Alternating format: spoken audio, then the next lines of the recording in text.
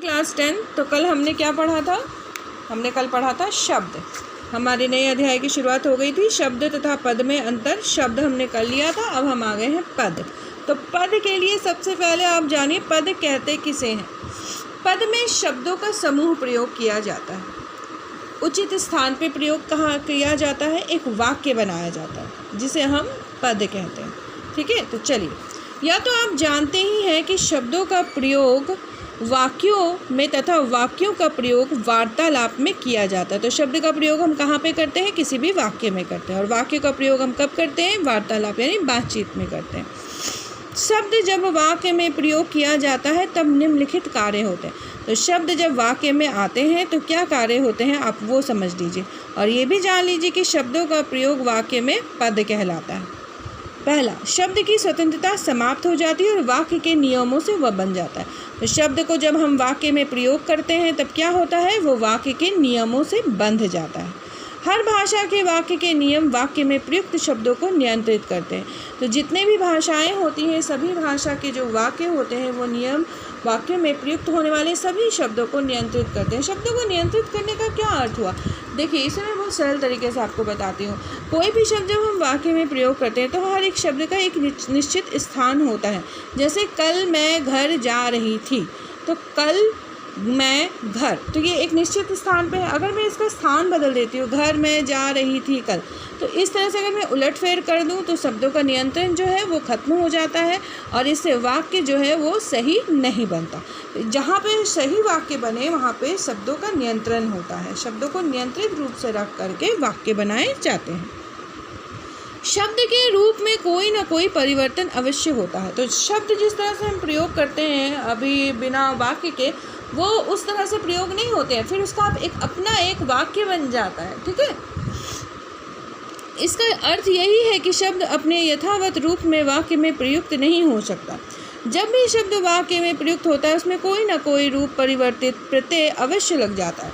और प्रत्यय भी लग जाता है जब हम उसे प्रयोग कर रहे हैं वाक्य में, तो उसका रूप जो है वो थोड़ा बदल जाता है। जैसे रो, रो एक शब्द है, अगर हम इसे वाक्य में प्रयुक्त करते हैं रोता या रोना, तो ना जो है वो प्रत्यय है। ठीक है, आप जानते हैं कि संस्कृत के वाक्य में प्रयोग किए जाने से पहले हर शब्द में प्रत्यय जोड़ा जाता है। तो जब हम संस्कृत पढ़ते थे तो हमें पता है कि हर शब्द में हम प्रत्यय जोड़कर ही उसका प्रयोग करते थे, जिससे उसका रूप बदल जाता था। इसीलिए संस्कृत सीखते समय कहा जाता है कि हर शब्द के रूप याद कर लो। तो शब्द रूप इसी को कहते हैं। उदाहरण के लिए संस्कृत में बालक शब्द का प्रयोग वाक्य में यथावत रूप में कभी नहीं हो सकता। हाँ, बालक शब्द से बने विभिन्न रूपों जैसे बालकः, बालको, बालका, बालकेन, बालकस्य, बालका नाम आदि में किसी न किसी एक रूप का प्रयोग जरूर करते। तो यहाँ पे ये जो नाम लग गया या फिर ये स्य, बालकस्य, स्य ये लग गया, ये क्या है? ये सब प्रत्यय है। प्रत्यय लगकर शब्द का जो ओरिजिनल रूप है वो बदल गया। कहने का तात्पर्य इतना ही है कि वाक्य में प्रयुक्त होने से पहले हर शब्द में कोई ना कोई रूप परिवर्तन हो जाता है, उसमें प्रत्यय अवश्य लग जाता है। हिंदी में लड़का शब्द से बने लड़के, लड़कों, लड़कों आदि का प्रयोग, विभिन्न शब्द रूपों का प्रयोग वाक्य में हम करते हैं। जैसे लड़का एक शब्द है, ओरिजिनल शब्द, ठीक है, अब इसका हम वाक्य में प्रयोग कर रहे हैं। लड़के ने आम खाया, लड़कों ने काम नहीं किया, लड़कों मेरी बात सुनो। तो यहाँ पे देखिए इसका जो एक रूप है वो रूप बदल चुका है। तो शब्दों का रूप जो होता है वो बदल जाता है जब भी वो वाक्य में प्रयोग होता है। संस्कृत प्रत्यय प्रधान भाषा है, अतः हर शब्द में कोई ना कोई प्रत्यय अनिवार्य रूप से लगता है, इसीलिए कठिन भी है। संस्कृत क्या है? इसमें प्रत्यय प्रधान भाषा का है, इसमें प्रत्यय का प्रयोग किया जाता है।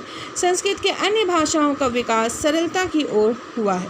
तो संस्कृत से जब ये अन्य भाषाओं में आया है तो ये काफ़ी सरल रूप में प्रयोग किया जाता है। हिंदी का विकास भी संस्कृत से ही हुआ है। तो हिंदी कहाँ से आई है? हिंदी संस्कृत भाषा से आई। कहते हैं संस्कृत जो है हिंदी भाषा की जननी है। हिंदी की स्थिति यह है कि हिंदी में हमें कहीं प्रत्यय दिखाई देते हैं, कहीं दिखाई नहीं देते हैं। इसलिए हिंदी में इस तरह के प्रयोग भी मिलते हैं, जैसे लड़का घर गया, लड़का काम कर रहा है। तो इस ज़रूरी नहीं है कि आपको प्रत्यय दिखाई दे और ज़रूरी नहीं कि उसमें प्रत्यय बिल्कुल होंगे ही होंगे। लड़का, लड़का काम कर रहा था, लड़का घर गया, तो यहाँ पे प्रत्यय रूप बदल करके आया है और यहाँ प्रत्यय नहीं बदला। इस प्रत्यय शब्दों में नहीं लगा और शब्द जो है वो अपना रूप नहीं बदला। अर्थात इन वाक्यों में आए लड़का शब्द में कोई प्रत्यय नहीं दिखाई दे रहा है। वस्तुतः ऐसी सारी स्थितियों के लिए जहाँ वाक्य में प्रयुक्त शब्द में प्रत्यय दिखाई नहीं देता, आधुनिक भाषा विज्ञान ने एक शून्य प्रत्यय की व्यवस्था की है। अर्थात यह मान लिया गया है कि वाक्य के जिस शब्द में यदि प्रत्यय दिखाई नहीं दे रहा तो वो शून्य प्रत्यय है, लेकिन उसमें प्रत्यय है। मतलब ये शून्य प्रत्यय है लेकिन इसमें प्रत्यय को माना गया है। शून्य प्रत्यय की कोई निषेधात्मक सत्ता नहीं है, केवल रूप के स्तर पर ही शून्य है। प्रकार यानी कि फंक्शन के स्तर पर यह भी वही कार्य कर रहा है जो लड़का शब्द में लगे ए, ओ, औ आदि प्रत्यय कर रहे हैं। अगर इसमें प्रत्यय में नहीं भी लगा है तो भी आपको मानना है कि इसमें प्रत्यय लगा हुआ है और ये कार्य कर रहा है। इस तरह निष्कर्ष रूप में कहा जा सकता है कि शब्द जब भी वाक्य में प्रयुक्त होगा उसमें रूप बदलने वाला कोई ना कोई प्रत्यय अवश्य लगेगा, भले ही वह शून्य प्रत्यय ही क्यों ना हो। इस तरह के प्रत्यय को रूप साधक प्रत्यय कहते हैं और इसे क्या कहते हैं? रूप साधक प्रत्यय, जिसे हम प्रत्यय का पता नहीं चलता। तीसरा, वाक्य में प्रयुक्त होने के बाद शब्द कोई ना कोई प्रकार फंक्शन अवश्य करता है। जो भी शब्द वाक्य में प्रयुक्त किया जाता है कोई ना कोई प्रकार यानी कि फंक्शन अवश्य करता है। कोई कर्ता का कार्य करता है, कोई कर्म का, कोई पूरक का, तो कोई विशेषण का या क्रिया विशेषण का कार्य करता है। तो हर एक शब्द कोई ना कोई कार्य कर रहा होता है, इसलिए उसे फंक्शन करने वाला कहते हैं। उदाहरण के लिए रमेश और सुरेश दो संज्ञा शब्द हैं। निम्नलिखित वाक्यों में इनके प्रकार देखिए। रमेश ने सुरेश को किताब दी, सुरेश ने रमेश को किताब दी। यहाँ पहले वाक्य में रमेश जो है वो कर्ता का कार्य कर रहा है और सुरेश कर्म का, जबकि दूसरे वाक्य में हम देखेंगे कि सुरेश कर्ता का कार्य कर रहा है और रमेश कर्म का। एक जगह कार्य हो रहा है, एक जगह कार्य करने का काम कर रहा है। कहने का तात्पर्य बस इतना सा है कि नाम और पद का कोई महत्व नहीं है। महत्व इस बात का है कि कौन सा शब्द वाक्य में क्या कार्य कर रहा है, क्योंकि प्रकार के आधार पर ही उसका पद तय होता है। तो हमें नाम से मतलब नहीं है, हमें सिर्फ कार्य से मतलब है। कार्य से ही हम बता सकते हैं कि वो पद में क्या कार्य कर रहा है। एक और उदाहरण देखिए। मेरा, तेरा, अपना, उसका सभी सर्वनाम शब्द है, परंतु निम्नलिखित वाक्यों में ये विशेषण का प्रकार्य कर रहे हैं, अतः सर्वनामिक विशेषण कहे जा सकते हैं। मेरा घर बहुत पुराना है, तुम अपना काम करो। तो यहाँ पे क्या प्रकार्य हो रहा है? विशेषण का प्रकार्य हो रहा है। और शब्द कौन से हैं? सर्वनाम के शब्द। तो यहाँ पे ये जो शब्द है ये एक कोई ना कोई एक फंक्शन कर रहे हैं, प्रकार्य कर रहे हैं, ठीक है। और ये प्रकार्य कोई भी हो सकता है, सर्वनामिक प्रकार्य हो सकता है, विशेषण प्रकार्य हो सकता है, कर्ता हो सकता है, कर्म हो सकता है।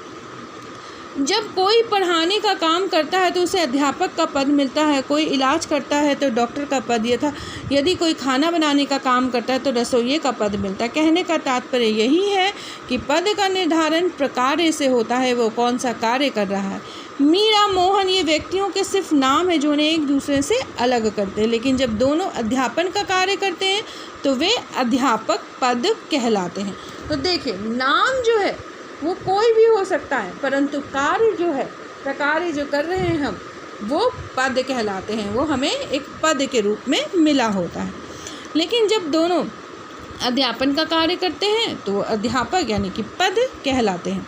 ठीक इसी तरह शब्द जब वाक्यों में आकर कोई ना कोई प्रकार्य करने लगता है तब वह शब्द नहीं रह जाता है, वह पद बन जाता है। शब्द जब वाक्य में आ जाता है और कोई ना कोई वो प्रकार्य कर रहा होता है, मतलब कोई कार्य कर रहा होता है, तो वो पद बन जाता है। जिसका जो प्रकार्य वही उसका पद, वही उसका पद, जो प्रकार्य करे ये शब्द वही उसका पद कहलाता है। इस तरह हम कह सकते हैं कि ये निम्नलिखित आपको विशेषताएं दी गई हैं जो शब्द और पद की हैं। तो इसको हम लोग अगले वीडियो में पढ़ेंगे। आज के लिए इतना ही मैं पढ़ाऊँगी।